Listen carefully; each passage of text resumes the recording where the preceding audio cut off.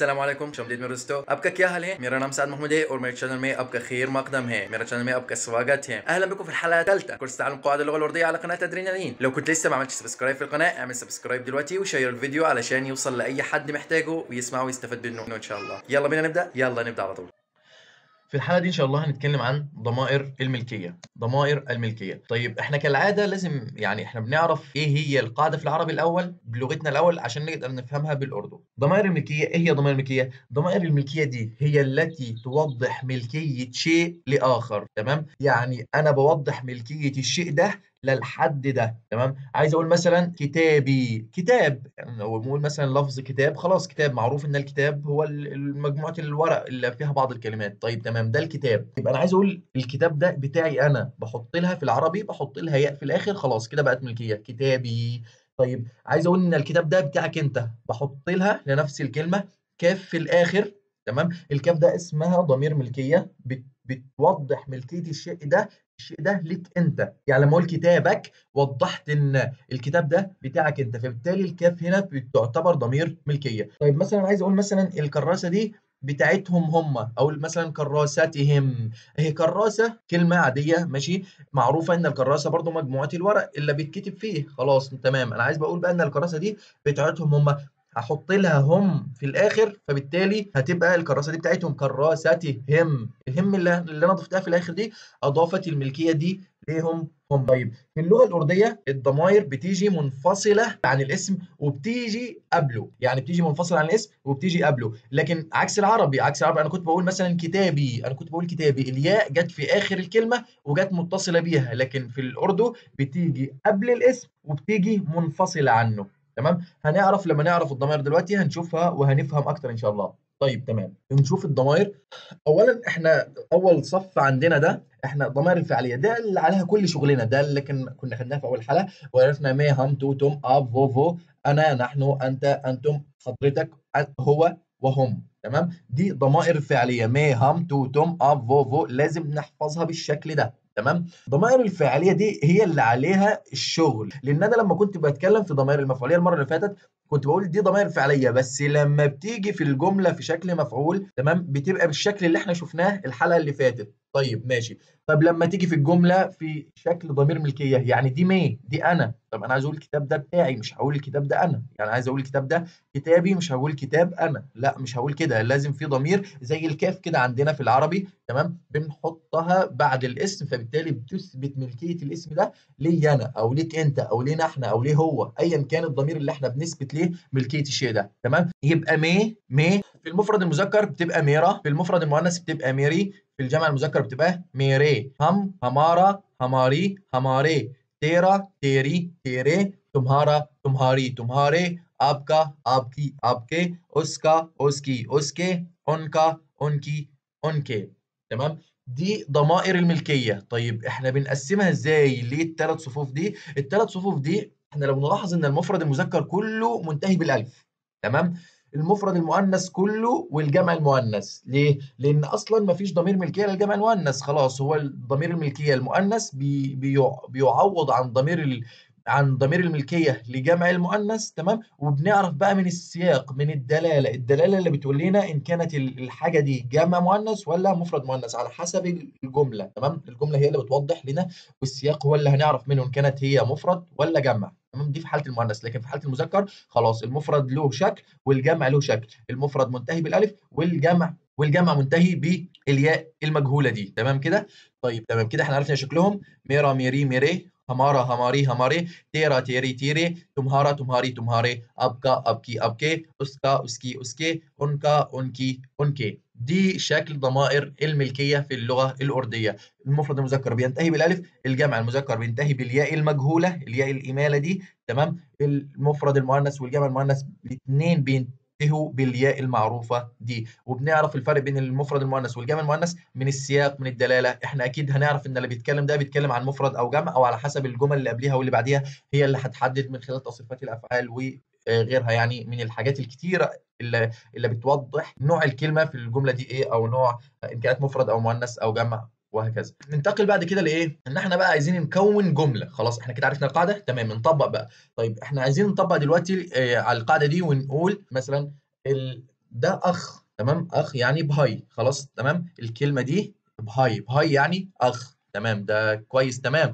طب انا عايز اقول ان ده هو ماشي، اخي، اخي انا، ان الراجل ده اخي. طيب نعرف الاول، يعني نرجع للي فاتت، انا عايز اقول اخي انا صح، يعني عائد عليا انا. طيب نرجع للجدول ده، انا اهي، تمام، دي انا. طيب انا عايز اقول اخي. طيب هنفكر بقى، اخ ده مفرد مذكر ولا مفرد مؤنث ولا جمع مذكر ولا جمع مؤنث؟ طبعا مفرد مذكر. طيب يبقى هقول ميرا، صح كده؟ هقول ميرا، ده اول اختيار. طيب تمام، ليه ما قلتش ميري؟ لان انا بقول اخ، ما قلتش اخت. وليه ما قلتش ميري؟ لان قلت اخ واحد مش اخوات كتير، صح كده؟ طيب تمام، نخش بقى على الايه، على المثال تاني. يه ميرا بهاي هي، بهاي احنا قلنا يعني اخ، تمام، وميرا يعني ضمير الملكية اللي هي الياء يعني في اللغة العربية. يعني احنا قلنا هذا أخي، أخ، لو قلنا هذا أخ يبقى هي بس كده خلصت، ما هنحطش ضمير الملكية ده، تمام. لكن احنا حطينا ضمير الملكية في العربي اللي هو الياء اللي هو أخي، فبالتالي لازم نحط في الأردو ما يقابله اللي هو ميرا يه. وده طبعا اسم الإشارة، هنتكلم عليه بقى، هنتكلم عنه بعدين. يه اسم الإشارة، هي الرابطة بتاعته، رابط المفرد. ليه مفرد؟ لأن بهي واحد بس، تمام، عشان بهاي واحد بس فحطينا ميرا، مش حطيناش، ما حطيناش ميري، وحطينا هي رابطه المفرد. طب لو انا عايز اقول ان دي اختي، يه ميري بهن هي، يه ميري بهن هي، دي اختي، بهن يعني اخت. طيب ليه قلت ميري ما قلتش ميرا؟ لان ميري دي بتيجي مع المفرد المؤنث، صح كده؟ وبهن مفرد مؤنث، فبالتالي وليه وعشان مفرد، عشان مفرد حطينا هي، وعشان مؤنث حطينا ميري، صح كده؟ يبقى هذه تكون أختي أو هذه أختي، تمام. اللي بعد كده نتكلم في يه ميري بيتي हैं، يه ميري بيتي हैं، هؤلاء أولادي. بيتي يعني أولاد، بيتي يعني أولاد، وحطينا رابطة الجمع هنا عشان أولاد جمع طبعا، صح كده؟ تمام. وعشان أولاد جمع برضو حطينا ميري اللي هي الخاصة بالمفرد، ضمير الملكية الخاص بالجمع المذكر، ضمير الملكية الخاص بالجمع المذكر، وبيتي جمع مذكر، وهي عشان الرابطة، عشان الاسم اللي احنا نستخدمه جمع، فبالتالي هنحط الرابطة بتاعته جمع اللي هو يكونون، هؤلاء يكونون أولادي، صح كده؟ طيب تمام. هذه أو هؤلاء ميري. يه احنا هنتكلم ان هي هذا وهذه وهذان وهاتان وهؤلاء، يعني احنا بنتكلم ان يه دي بتاعت اسم الاشاره لكل قريب، تمام. احنا عندنا بس اسمين اشاره في اللغه العربيه هنعرفهم في وقتهم، لا القريب ولا البعيد، تمام. دي بس معلومه على السريع كده عشان ما تتلخبطش وتقول ايه يعني اشمعنى ده كله ايه. دي اسم اشاره للقريب. يه ميري بتياهي، هؤلاء بناتي، هؤلاء بناتي. ليه بناتي؟ عشان ميري مفرد، عشان ميري بتيجي مع المفرد المؤنث والجمع المؤنث، صح؟ طيب بتيا دي احنا قلنا ان المفرد الجمع المؤنث في اللغه الارديه بينتهي بالالف والنون والنون، صح كده؟ كنا قلناها قبل كده. طيب يبقى دي جمع مؤنث، يبقى هنحط ميري عشان ميري بتيجي مع المفرد المؤنث، لو تفتكر في المثال الثاني يمري بهنها، واجت برضه في المثال الرابع مع الجمع المؤنث يمري بتياه، بتيا يعني بنات. نلاحظ انه يتم تذكيرها وتانيثها وافرادها وجمعها طبقا لما بعدها، طبقا للشيء المملوك. يعني احنا بنبص على الشيء المملوك ده ان كان مفرد او ان كان مفرد مذكر او مفرد مؤنث او جمع مذكر او جمع مؤنث، وبالتالي نختار ضمير الملكيه اللي احنا هنحطه بعد كده. ضمير الملكيه طبعا اللي بيجي في الاول. طيب يستعان بالمفرد المؤنث للتعبير عن عن جمع المؤنث، ويكون الفرق بالسياق او القرينه التي تبين ان كان مفرد مؤنث او جمع مؤنث، تمام.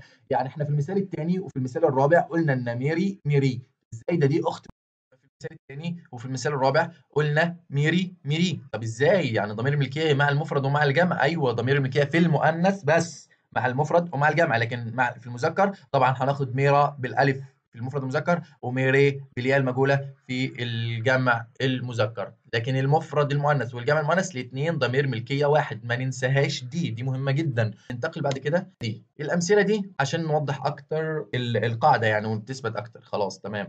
عايز اقول مثلا هذه مراوحك، عايز اقول المراوح دي بتاعتك انت، تمام. هقول الاول يه، تمام. هذه خلاص تمام، احنا اتفقنا ان يه دي اسم الاشاره لكل قريب، تمام. يه احنا عندنا اسم اشاره للقريب ولا البعيد؟ يه دي للقريب خلاص. وانا بقول هذه دي اسم اشاره للقريب، فبالتالي هستخدم يه تيري بانك هي. طيب بانك هي يعني مراوح، طيب أنا باقول أنا مش باقول هذه مراوح، أنا باقول هذه مراوحك. الكاف هنا أفادت الملكية المراوح دي ليك أنت، فبالتالي لازم أحط برضه في الأردو ضمير يدل على إن المراوح دي بتاعتك أنت. إيه هو الضمير اللي بيقابل الكاف دي في اللغة الأردية؟ اللي هو ضمير المخاطب، يعني عايز أقول ترى دي أصلًا ضمير ملكية لإيه؟ ما هو لتو، صح؟ تو يعني أنت. عايز اقول هذه مراوحك، مش هقول هذه مراوح انت، مش هقول تو يعني، تمام؟ مش هقول هذه مراوح انت، هقول هذه مراوحك ي تري بانك هي، صح كده؟ طيب تمام. طيب ليه قلنا هي؟ قلنا هي عشان بانك هي جمع، تمام؟ وعشان بانك هي جمع برضو قلنا تيري، ما قلتش تيرا، قلت تيري. طيب بعد كده ي تمهارة قلم هي، ي اسم اشاره هذا، تمهارة قلم. تمهارة ده ضمير ملكية، لا ضمير ايه؟ لتم، انتم. يعني التمهارة معنى كده ان الحاجة دي عايدة عليكم انتوا، تمام؟ يبقى يه تمهارة قلم هي، هذا قلمكم، هذا قلمكم. ليه هي؟ هي عشان قلم مفرد مذكر، وليه تمهارة عشان برضو منتهية بالالف، عشان قلم مفرد مذكر. يه تمهاري جوتي هي، يه تمهاري جوتي هي، يه هؤلاء، تمام؟ او هذه، ايا كان برضو قلنا ان هذا وهذه الاثنين واحد، بس هنا بيعامل معامله المفرد. يعني تمهاري هنا جت جمع عشان جوتي، جوتي طبعا زوجين، هو بتتكون من زوجين، تمام؟ بتعامل معامله الجمع المذكر. طيب جوتي احنا قلنا هنا وجوتي عشان قلنا ان هذه احذيتكم، دي جمع اهي، تمام؟ يبقى ايه اجت قبليها الياء المجهولة في تمهاري، قلنا استخدمنا الشكل ده تمهاري، ما استخدمناش تمهارة زي اللي فوق. ليه؟ لأن جوتي جمع، تمام؟ وعشان كده استخدمنا كمان رابطة الجمع اللي هي هي. يه تمهاري ميز، هي ميز يعني ترابيزة أو منضدة، تمام؟ يبقى ودي في اللغة الأردية مؤنثة، تمام؟ يه تمهاري ميز، هي استخدمنا تمهاري بالياء المجهولة في آخرها علشان نعرف إن ميز دي مؤنث، تمام؟ ومش مؤنث بس، ده ومفرد مؤنث. ليه؟ ازاي عرفنا ان هي مفرد مؤنث؟ علشان الشكل ده، ده اولا شكل مفرد، يعني الجمع شكله مش كده، تمام؟ هنعرفها في شكلها ايه في درس التذكير والتانيث. بس عرفنا ان هي مفرد من الرابطه، يعني انا لو ما اعرفش ان هي جمعها ايه، هعرف ان هي مفرد عشان الرابطه اللي جايه معاها جايه رابطه المفرد. يه ابكي كابريه، طبعا ابكي عشان كابريه جمع واخده رابطه الجمع، واستخدمنا الياء المجهوله اللي هي بتاعت الجمع المذكر. كابريه يعني ملابس، يبقى هذه ملابسك. اللي هي مش ملابسك، اللي هي ملابس حضرتك يعني، تمام؟ اللي هي عشان ابقى اللي هو قلنا ان هي ضمير للاحترام، يعني اللي هي حضرتك. هذه ملابس حضرتك، هذه ملابسك. يه ابكي بيفي هي، هذه زوجة حضرتك، هذه زوجتك. ابكي بيفي، طبعا بيفي يعني زوجة، وطبعا الزوجة مؤنث، فبالتالي استخدمنا ابكي، صح كده؟ طيب تمام. واستخدمنا هي عشان هي زوجة واحدة مش زوجات كتير، فبالتالي استخدمنا هي مش هي. يه همارة درخت هي، هذه شجرتنا، هذه همارة درخت، درخت يعني شجرة، تمام؟ وشجرة مفرد، فبالتالي استخدمنا هي. وكمان مذكر، عرفنا ازاي ان هي مذكر علشان همارة جت في شكل المفرد المذكر بالالف. يه هماري انك هي، هذه عيننا، هنا مفرد، هنا مفرد، عشان كده قلنا هي في الاخر. وقلنا هماري، هماري طبعا هتيجي مع الجمع ومع المفرد، صح؟ تمام. يبقى احنا مالناش بالدعوه بقى بهماري دي خالص بقى دلوقتي، ما هي انك مؤنث، انك مؤنث، فبالتالي بقى احنا مش هنفكر هي جمع ولا مفرد عشان نجيب لها رابط، عشان نجيب لها ضمير ملكيه. احنا مالناش دعوه بضمير الملكيه، ضمير الملكيه كده كده هيجي هماري، مش هيتغير، تمام؟ سواء كان مفرد او جمع. لكن احنا عرفنا ازاي ان هي مفرد، عرفنا ازاي هي عينونه، بس ليه انا ما قلتش هذه اعيننا؟ ليه؟ لان انك جت بعديها الرابطه هي، تمام؟ ده غير ان انك اصلا في الجمع ما بيبقاش شكلها انك، بيبقى انك هي، تمام؟ هنتكلم عنها في درس الافراد التانيث والتذكير، تمام؟ والافراد والجمع ان شاء الله.